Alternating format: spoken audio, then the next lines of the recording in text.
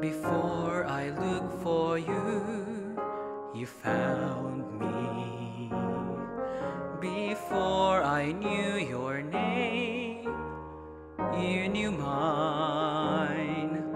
Before I spoke a prayer, your precious gift was there. One I've never thought I'd find, the gift of a lifetime. That's what you gave, your life as an offering, my life to save, turning my song of tears to an anthem of praise for the gift that you gave, the gift of a lifetime.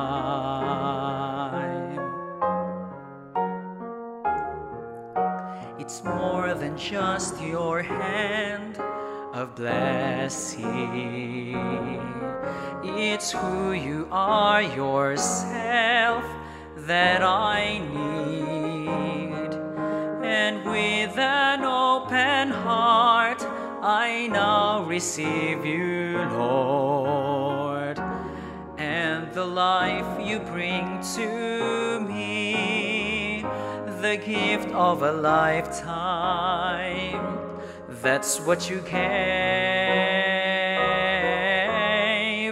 your life as an offering, my life to save, turning my song of tears to an anthem of praise for the gift that you gave,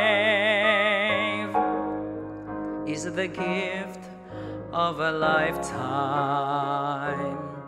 Into the pain that I thought I could hide, you brought the gift of your very life, the gift of a lifetime. That's what you gave, your life as an offering, my life to save, turning my song of tears to an anthem of praise for the gift that you gave, the gift that you gave, the gift of a lifetime. That's what you gave, your life as an offering, my life to save, turning my song of tears to an anthem of praise for the gift that you gave, is the gift of a lifetime. I live this anthem of praise for the gift that you gave, the gift of a lifetime, of a lifetime.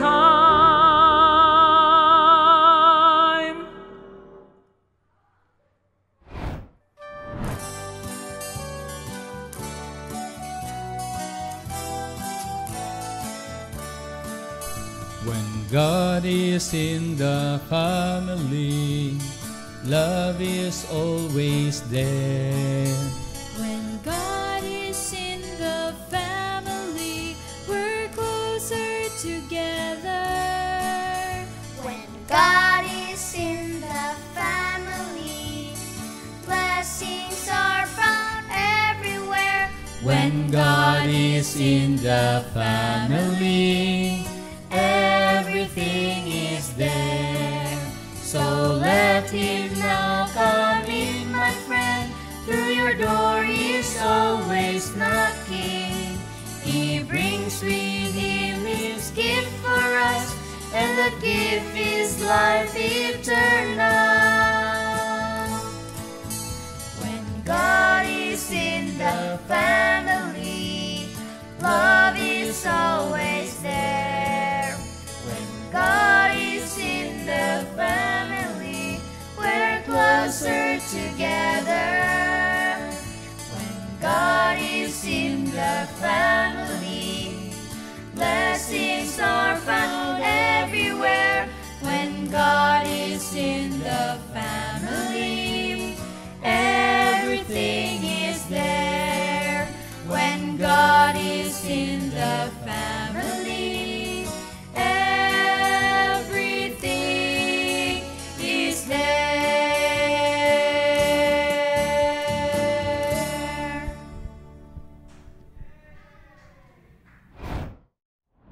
Praise the Lord. We are on the third night of our Hope for Today's Families series. I hope that you are enjoying and learning a lot. And I hope and I know that you are learning something from our nightly presentation, and you are jotting down every important details that you are learning from our speakers every night. And tonight on our third presentation, we will have Pastor Jonathan, And Mom Irene Cabalde, which will share to us about how husbands and wives can become intimate allies. You see, we will also learn why every marriage will naturally move toward a state of isolation unless the partners are intentional every day about establishing or developing a close relationship with each other through the power of God. And tonight we will also learn that married people who are intimate emotionally, financially, spiritually, and intellectually will tend to support each other even when they are faced with challenges from outside force or any person. Yes, I want you to be my intimate ally, okay? And so, interestingly, tonight, husband and wives and all of us, let's learn together with our topic, Becoming Intimate Allies. But just before that, we will have our prayer. Father God, thank you again for the opportunity to learn on how we can become even more intimate and close with each other as we become allies, O Lord, for your cause and for your glory. Be with all the learning that we will be having tonight, with every one of us who will be listening, Father God, in tonight's presentation. We thank you in Jesus' name. Amen.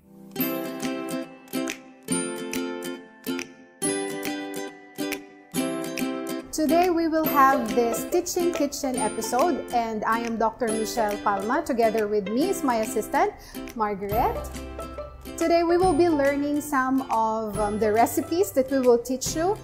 This is repurposing food. Again, when we mean repurposing food, is that using your food as medicine. Okay, the recipe for today is mulberry juice. So we have very simple ingredients, again, coming from our own garden. Okay, so except for one, which is lemon. So we have here lemon juice. We have the mulberry, the fruits, and then we have mint from the garden. It really depends on how minty you want it to be. And then this is an additional and optional ingredient. Any form of sweetener will do. If you have honey, you can use honey. You can use brown sugar, muscovado, cocoa sugar, or no sugar at all. Okay, so we will not use sugar. So all you need to do is to put some water in your blender, and then we just have to add the rest of the ingredients. Okay, so we just have to put our mulberry. Of course, you just have to wash it first and then put it here. You can put as much as you want because this is already sweet as long as you harvest them ripe. Okay, so there you go. We have our mulberry, and then we can add some mint leaves, fresh mint leaves. Again, this can be optional because you may not have your mint at home right now, but I really advise you to plant some mint. It's really easy to propagate this. You just have to buy one pot, and then you just have to cut and then plant them, and it can propagate very easily. Okay, so we have just enough mint here, and then we have our lemon. So we squeeze the lemon juice.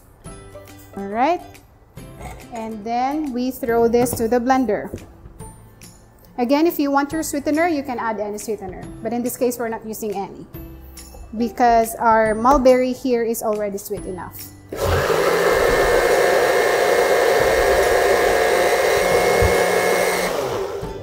Okay, you just have to blend like about less than a minute, and then we're done. So just remember, whenever you prepare your juice, you have to consume it right away, or otherwise you have to add some ice to preserve the antioxidants, to preserve the anthocyanin that has in it, okay?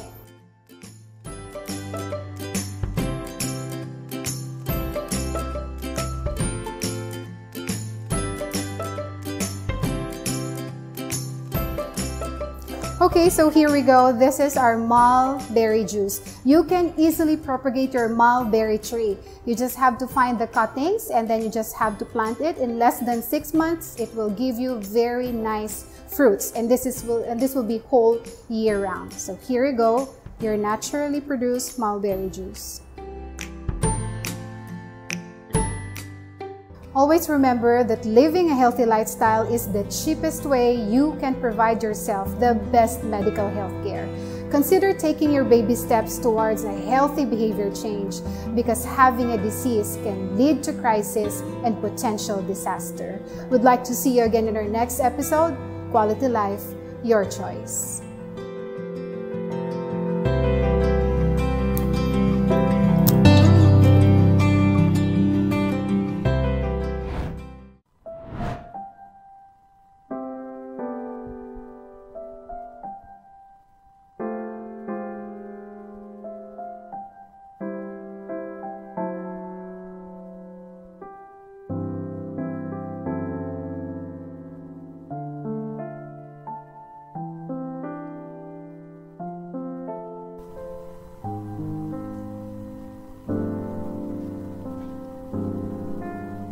I don't understand how a God so divine could lower himself to a life such as mine, and consider me worth every minute of time to rescue a sinner like me.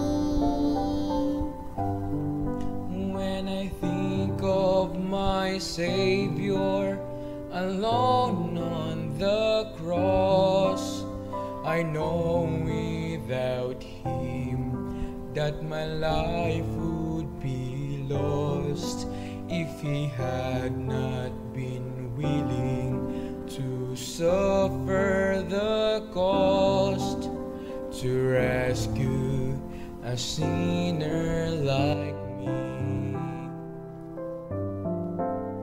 To rescue a sinner like me, Lord, to rescue a sinner like me.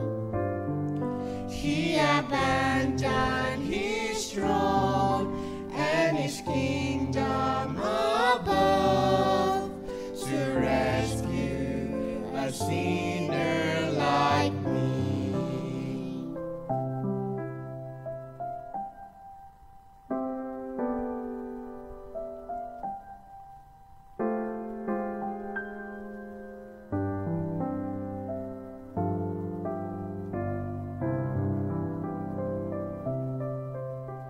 My mind is so limited that I cannot see the reason He died and arose just for me. So unworthy was I, yet He gave willingly to rescue a sinner like me, to rescue a sinner like me, Lord, to rescue a sinner like me. He abandoned his throne and his kingdom above to rescue a sinner like me. To rescue a sinner as worthless as I, and give me a reason to sing.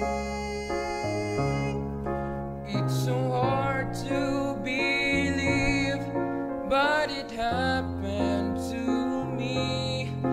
Hallelujah to Jesus, my King, my King.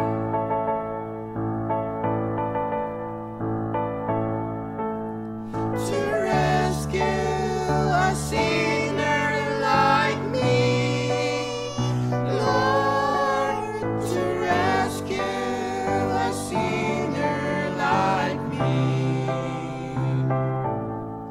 He abandoned his throne and his kingdom above to rescue a sinner like me. He abandoned his throne and his kingdom above to rescue a sinner like me.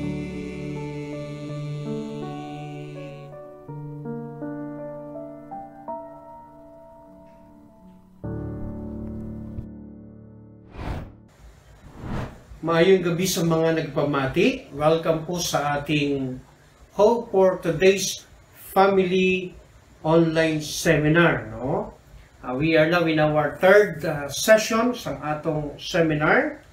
I am Pastor Jonathan Cabalde, and with me is my wife of 16 years, Sister Irene Cabalde. Maayong gabi sa aton mga tagpalamati sa Hope Channel Panay in Guimaras. Sa karong gabi mayara naman kita isa ka importante nga topiko nga pagatun-an para mapasanyog pagid ang aton mga relasyon sa aton mga banda kang asawa sa sunod sang panimalay. Ang aton nga pagtuon sa gihapon ini nagikan sa ginsulat sang aton mga authors si Dr. Willie and Elaine Oliver, ang aton mga director sa General Conference on Family Ministries. So sa karong gabi, ang topiko nga aton pagatun-an nagatig ulo, becoming intimate allies. No? So Sister Irene, ano bala ang ibig sabihin sa sinina quotation? No? Gusto ko pong i-share sa inyo ang quotation. Although galing po ito sa unknown author, and yet may kinalaman po ito sa tinatawag na marriage life. No? Sabi po dito, getting married is easy. Staying married is more difficult. Staying happily married for a lifetime would be considered among the fine arts. Sister Irene, ano ba ang ibig sabihin ng quotation na ito? Actually, ini nga quotation nagahambal sa aton na ang pagpakasal dali ka tamang pastor. Oh. Pwede kita magplano sa isa ka adlaw, pwede kita maka-spend a lot, pwede man gani kita nga magpakasal nga wala sang gasto. Pero isa lang na ka-adlaw nga activity. Okay. One day affair. Yes. Pero ang magtinir sa isa ka married life, ba medyo blubudlan pastor. And staying more na happy in a marriage relationship is much more difficult. Kay ang mga bago pa kasang gani, ma-realize nga challenging katama gani ang pag-asawahay. How much more ang magpabilin nga malipayon sa isa ka marriage relationship. Opo, salamat po, no? Sa ito pa, yung yung getting married isang araw, Tapos, pwede mangyari. Yes. Pero yung staying married, ito po ay medyo kailangan na ng tinatawag na commitment and self-sacrifice. Oh? So, kailangan na po ng ganong klaseng mga ingredients sa sina na butang kasi para maka-stay ka sa sina ng marriage. No? At yung tinatawag natin staying happily married for a lifetime, mas kailangan po dito, mga abyan, yung mas malalim na commitment. Oh? Kailangan na rin po dito yung mga techniques. Kung ito po dapat maging intentional. Dapat po tayong naghimos ng ating decision. Despite of the fact na ang marriage po talaga ay may mga panahong may trials o may mga difficulties sa tinatawag na marriage life, no? Pero, yung tinatawag na staying happy married for a lifetime, yun po ay pinipili na despite sa maraming mga pagkilaw sa ating pagsasama bilang mag-asawa, piliin natin na sa gihapon maging masaya ang ating pagsasama bilang husband and wife. Correct. No? Kag sa siningabutang pastor, may-ari kita dapat i-consider paano bala kita develop sa intimate relationship. Kaya muna na istoryahan ta mo, becoming intimate allies ko, no? Kag dapat natutunan ang duha ka terminology. Oo. Amo ini ang intimacy and ally. So ito po yung para ma-maintain natin yung tinatawag na intimate relationship o para kita maging allies sa ating partner.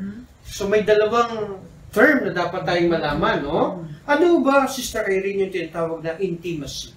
Ang dictionary nag-define sa intimacy as an affectionate bond, the strands of which are composed of mutual caring, responsibility, trust, open communication of feelings and sensations, as well as the non-dependent interchange of information about significant events.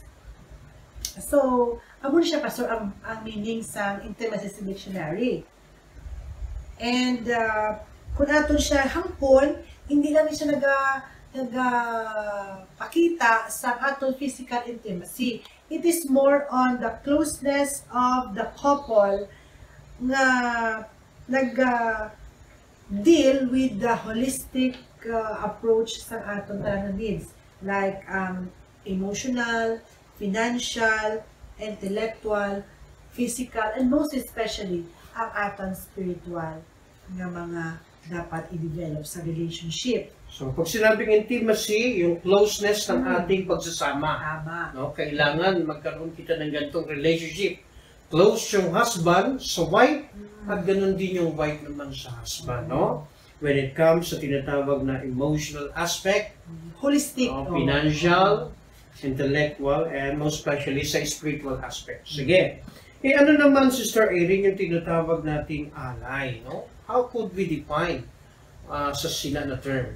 Ang ally naman, ito nabasa sa dictionary, it means to associate or connect by some mutual relationship as a resemblance of friendship, to unite formally as by treaty, league, marriage, or the like. Sa silingon, nga kung nag-decide ka nga magpakasal sa imong manubyo, dapat ang imong nga bana, friend mo gid. Oh, sato pa. Best friend kita. Oh, yan. No? Okay. Best friend gid. And at the same time, dahil mag-best friend tayo, dapat yung wife nag-support sa husband at ganun din yung husband nag-support sa wife, no? Kasi nga, ally. Okay. So, kay kung kita allies, close kita emotionally sa aton mga partner, financially, intellectually, and spiritually. Ang siya. Kaya mo to hambal mo nga, we are supportive of each other. So, kung ang aton ba na mahilig mag-basket, dapat kita man, mangin fun man sa basketball. Kung ang aton mga wife mahilig man lagaw-lagaw, dapat maging supportive man kita para ang relationship nato nag-grow. Bilan mo, ang relationship nag-grow kung kita nagahimo sa mga activity na ginahimo man sa aton mga partners. Kaya nga yung mga husband, kung meron kayong mga tie, tulungan nyo rin po yung inyong wife doon sa mga gawain sa kitchen, sa mga paglilinis sa balay. Kasi nga, yun ay pag-demonstrate ng pag-support sa sina na inyong wife. Banding siya sa mag-asawa. Opo, banding pagid, no? So, para po maging masaya ang ating tinatawag na relationship, no? Paano naman po to? How could we explain this quotation from, ito po ay isa sa mga Christian author.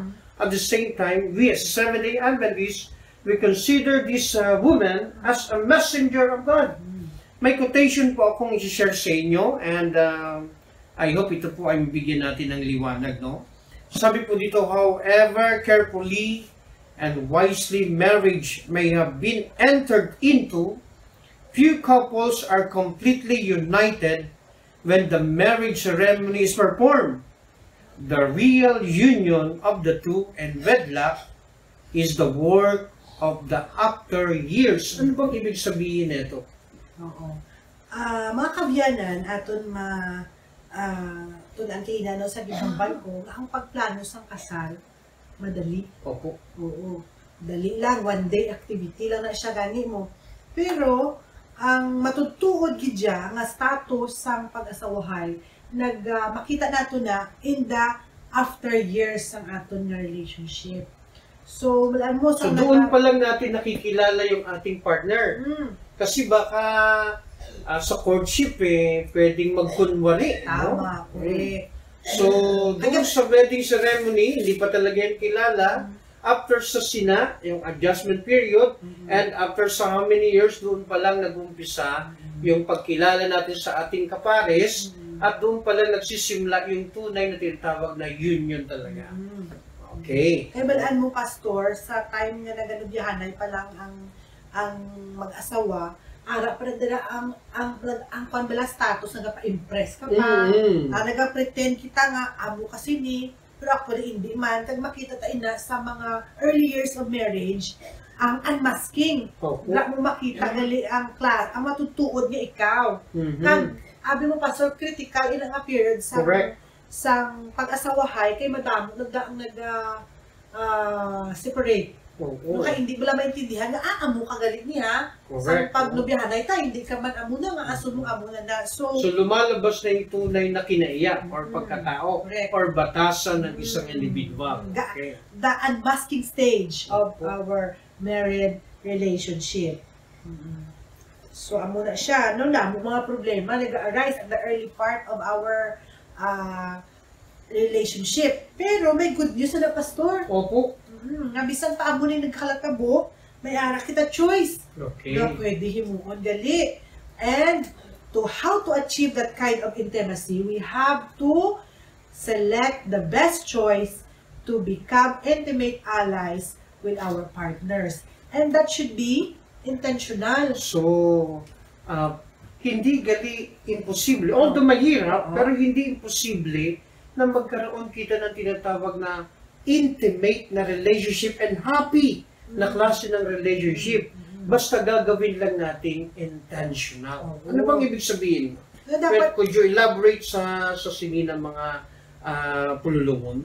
Hindi ba lang nag-decide ka gidya nga ang imo pag-connect sa imo husband, himuon mo everyday, inaagi sa bulig sa Ginoo. Kaya ba mo kung hindi ka mag-effort, mga kabyanan, hulaton ta isa lang abi sa ang marriage relationship mga kabyanan, it's a union of two souls. So kung ang isa lang ang nagatrabaho, ikaw yung wala nag-connect sa imo bana, paano ka mo mag-develop sa maayong relasyon, di ba la? So sa ato pa kailangan mag-effort ang husband and ang wife. Correct. Okay, para magkaroon kita ng ganitong klaseng intimacy sa atong marriage, no? And another thing, ano pagit ang pwede nating gawin para magkaroon ng ganitong klaseng intimacy sa ating relationship? Kinahanglan pagid naton nga magsaligid sa Ginoo. Kay siya lang gid ang makahatag sa aton sang desire kag sang strength nga i-develop ang kindness and patience nga eventually it will result to a great marriage. Praise the Lord, no? So sa ato pa, Sister Irene, isang party lang ang pwedeng sumali sa pag-updanay ng mag-asawa, no? And that party is walang iba kundi si Jesus. Oo. So maliban pa kay Jesus, pag meron pang ibang party between sa husband and wife, maliban pa kay Jesus, ang marriage life po ay masisira. Pero kapag ang party na po yan nakasama sa sina na marriage ay walang iba kundi si Jesus, ang Diyos, no? Magiging very successful at magiging very happy na klase ng relationship. No? Alam niyo po mga biyan, maaari pong sabihin natin na parang napakahirap or imposible. Pero alam niyo po, may sinasabi po sa Bible, no? From the book of Matthew, chapter 19, verse 26. Nagambal po siya. With men, this is impossible. But with God, all things are possible. Sister Aileen. No? Maaring iniisip natin na parang napakahirap o parang imposible magkaroon ng tinatawag na intimacy or masayang klase na marriage life. Lalo na sa ganitong klaseng mga sitwasyon natin ngayon. Pero alam niyo po, kapag kasama natin ang Diyos sa sila ng marriage life, yung imposible, pwede po yung maging posible. So we need to trust God sa ining aspeto para ma-achieve naton ining relationship kung gusto natin ma-achieve. And looking into the biblical definition of intimacy naman, Pastor. Yan ang gusto ko pong pag-usapan natin, no? Paano kita maging allies sa atong partner. Oo. So, in biblical perspective, makita natin diri sa Genesis 2:25, and they were both naked, the man and his wife, and were not ashamed. Ano ba yung concept ng nakedness sa na text, no? Sister Irene. Diri, Pastor, wala na siya naghahambalan diri sa physical nakedness. It talks about the concept of nakedness nga wala sang ginatago between you and your spouse. So, kailangan maging transparent kita sa ating partner. No? Hindi tayo nagtatago ng mga sikreto, no? Mga finished or unfinished business before na nag-asawa kita, pagdating sa tinatawag na marriage life, magkasama na kayo, dapat alam na din po yun ng ating partner. Kasi kailangan natin ng tinatawag na transparency. At the same time, mga abyan, kailangan po natin ng tinatawag na trust sa loob ng marriage life, Sister Irene. Kasi minsan yung mga husband nasa malayo, o yung mga wife, no, lumalayo dahil because of the work. No? Huwag tayong mag-isip na kung ano-ano. Manalig tayo, mag-trust tayo, na yung asawa natin, yung partner natin, mananatili sa commitment na binitawan niya nung tayo ay kinasal. So, ano pag Sister Irene, paano maging allies tayo sa ating partner, sa atong spouse? No? So, diri naman sa Matthew 19:6 atong nabasa, so then they are no longer two, but one flesh. Therefore, what God has joined together, let not man separate. So, sa sinapunto gali, mga biyan, wala na rito yung tinatawag na you and me. Kailangan na yung salitang us. Although, galing po tayo sa tinatawag na different background, upbringing, mga outlook ng buhay. Pero since na nag-decide na kita na maging kasama ng ating wife, at yung wife nag-decide na maging kasama niya yung lalaki bilang kanyang husband, so wala na po dito yung tinatawag na you and me, kundi us na. Kaya ang good siningon pagin sini, kita, the two distinct persons with their own individuality have chosen to become an us. Meaning, nga kita nagdesisyon nga mag-form sa isa ka new na identity. Amo na siya ang us. So, becoming allies, mga kauturan, meron pong dalawang importante na dapat tayong maintindihan gali. The first one is the concept of nakedness. Ito po yung pagiging transparent natin sa ating wife o yung paghatag natin ng trust. And the other one is Ito yung tinatawag nating the concept of oneness. No? Na pinili nato na maging isa na tayo sa ating wife. Kung nasasaktan siya, damayan natin siya sa sina na emotion. Correct. Kung masaya siya, damayan din natin sa sina na emotion. Kasi as na nga. No? Pero ang pamangkot ko si Sir Irene, no? Bakit po maraming marriages, no? Na nakaka-experience ng tinatawag na mga separation. Although dito sa Pilipinas, wala po tayong divorce, pero may separation kita. Kahit po sa loob ng Seventh-day Adventist. No? May mga ganun po klaseng marriages na nangyayari. Bakit po kaya? Ano po kaya ang dahilan nito? Pastor, dapat natin intindihon na in doing so, sa aton nga pag-isa sa aton nga relationship, before tayo mahimo, dapat ato intindihon ang mga barriers. Oo, may mga ano abi may mga butang na nagapugong na makahimo kita sa isa ka intimate relationship sa aton mga partners. So, pwedeng makadestroy sa sina oneness. Yes. No? So, ano yung mga butang na yan na pwedeng makasira sa sina oneness? According to research, marriage research, may tatlo ka mga barriers na nag-prevent sining oneness to take place in a marriage relationship na for us to become intimate allies. Ang mga na-discover ng mga barriers, amo ining tatlo. Number 1, self-protection and fear. Number 2, sin and selfishness. And number 3, lack of knowledge. Sister Irene, gusto ko pong malaman at the same time mga nagapamati. Kasi barrier po ito ng tinatawag na oneness eh. Ano po ba yung tinatawag na self-protection and fear? Since we are brought up by different parents, may ara kita nagakalain-lain ng mga gindakuan ng mga culture. Outlook in life. Oo, tama na. Background? Kag mga backgrounds. Kag kulang upod na ang husband and wife, may mga panahon nga lain niya ang opinion sa aton bana o kun asawa. Kag ang aton tendency, i-protection na ng aton mga kaugalingon. We tend to self-protect. Kaya nahadlok kita sa rejection. Pero ang matuod din nila, mga kabyanan, dapat aton hindi gali pastor na idulaon. Kaya it is a sign of insecurity. Ang insecurity sa isa ka relationship, hindi manami, kaya paano siya nag-cause sa problema sa isa ka relasyon. Or it could destroy, no? It could destroy, tama. Isang tinatawag na oneness sa isang relationship.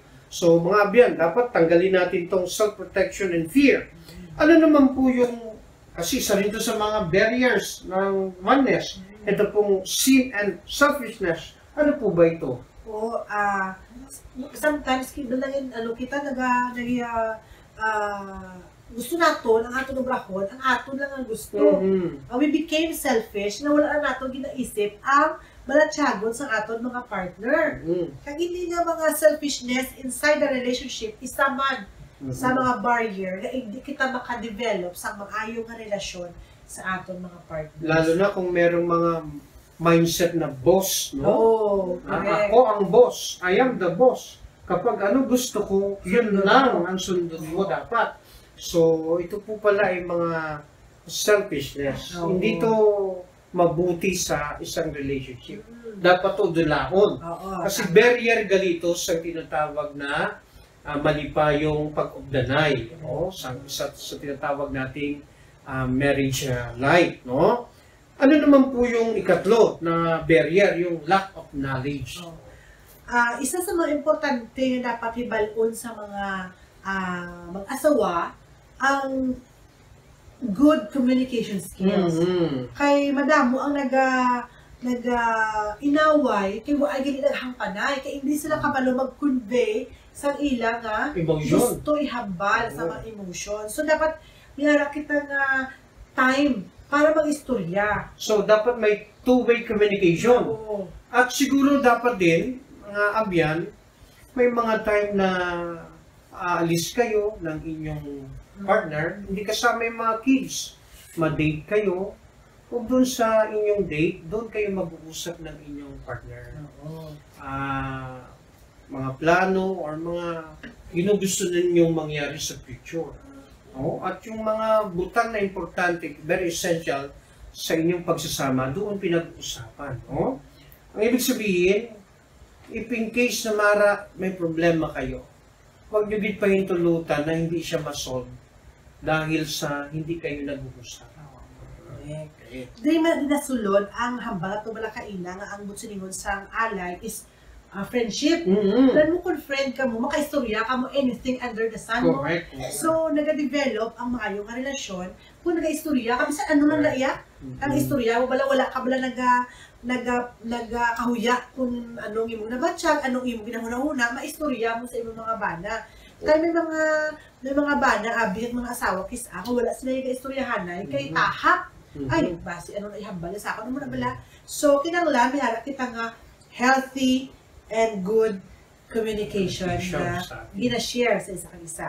Another thing is, dapat kay balo kita, mag-manage ang conflict. Kaya kung hindi kita maka-manage sa conflict sa aton nga pag-asawahay, isa ina sa mga barriers sa closeness or sa oneness. So dapat talaga mga abyan, nagbabasa rin tayo, nag-aaral tayo. Paano ma-manage ang conflict sa loob ng marriage, no?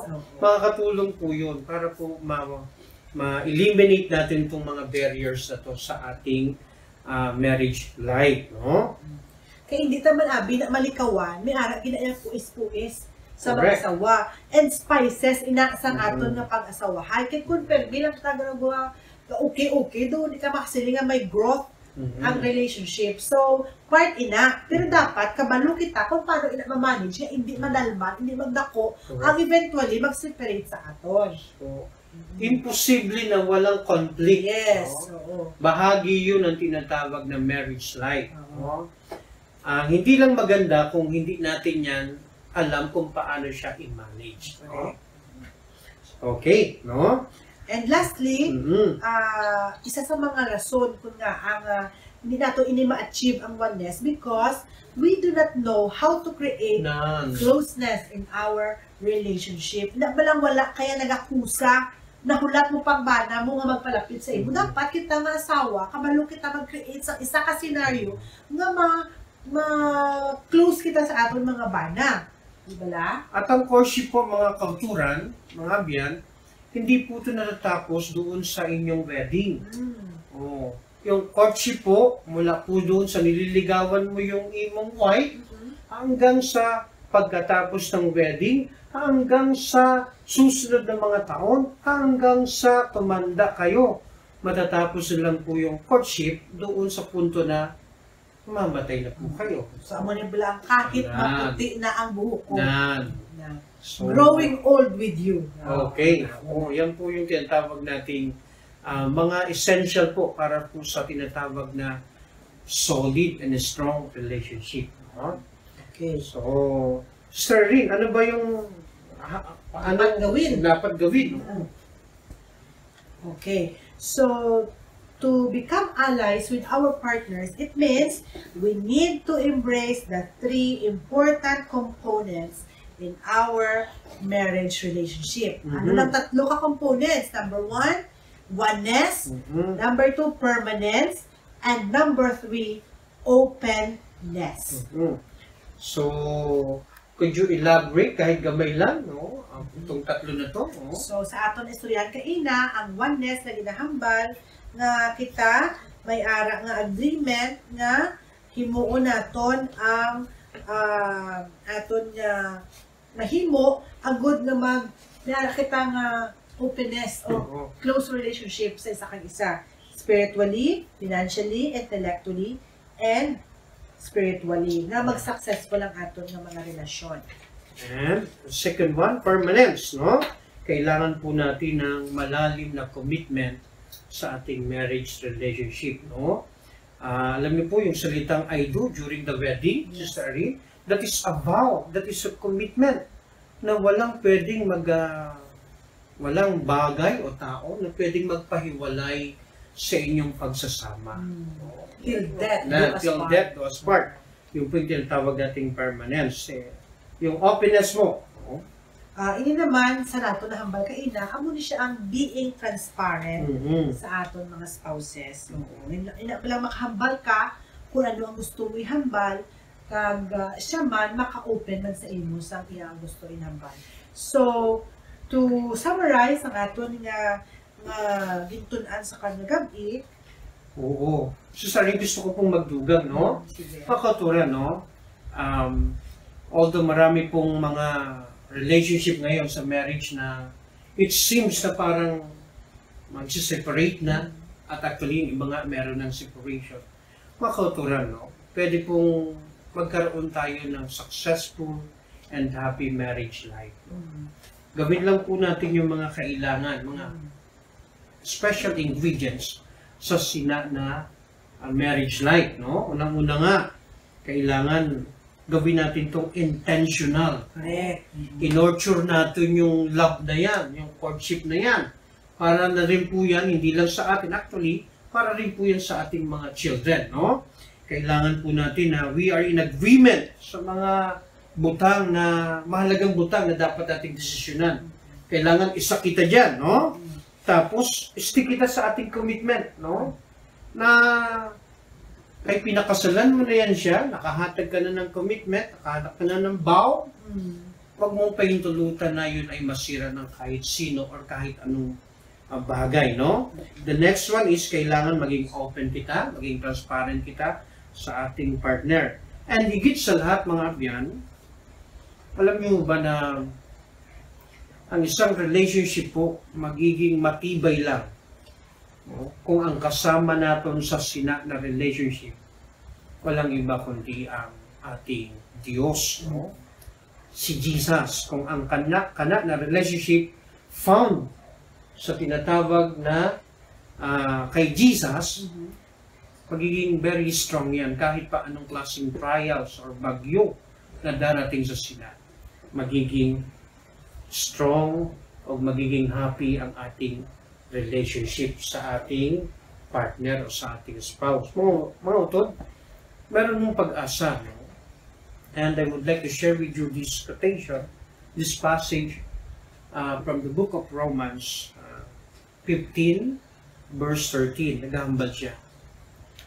May the God of hope fill you with all joy and peace as you trust in Him, so that you may overflow with hope by the power of the Holy Spirit.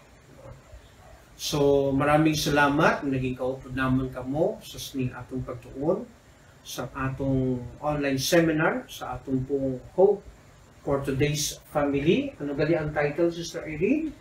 Becoming Intimate Allies. I hope meron po kayong nakuha ng mga special lesson na magiging importante o magiging kapaki-pakinabang po para magkaroon kita ng successful and happy marriage relationship. Ang Diyos magpakamaayos sa atin.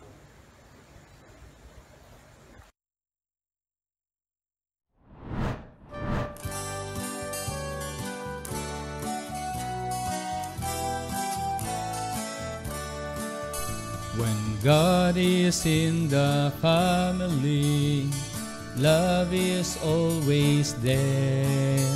When God is in the family, we're closer together. When God is in the family, blessings are found everywhere. When God is in the family, everything is there. So let Him now come in, my friend. Through your door He is always knocking. He brings with Him His gift for us, and the gift is life eternal. When God is in the family, love is always there. When